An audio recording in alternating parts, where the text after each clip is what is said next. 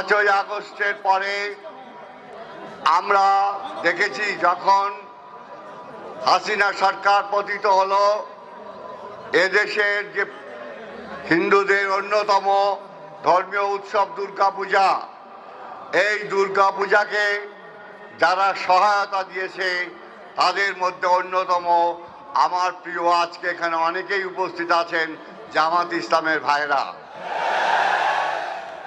আপনাদের কাছে আমি মনে করি যে এদেশের যে হিন্দু 7%, 8% বা 9% হিন্দু আছে, এরা আমানত।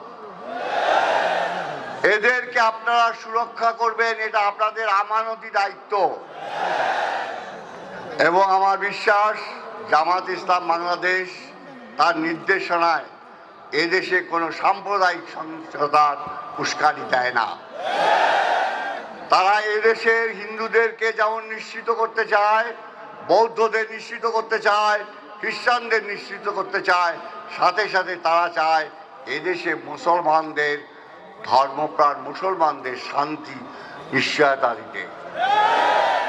আপনাদের কাছে আমি অত্যন্ত কৃতজ্ঞ যে আমাকে এই অনুষ্ঠানে আমন্ত্রণ জানানোর জন্যে, এবং আপনাদের কাছে আমাদের প্রার্থনা থাকবে আমার সুন্দর বাংলাদেশ, সুফলা বাংলাদেশ ফুল ফল সৌরভ হয়ে উঠবে আপনাদের প্রচেষ্টায়।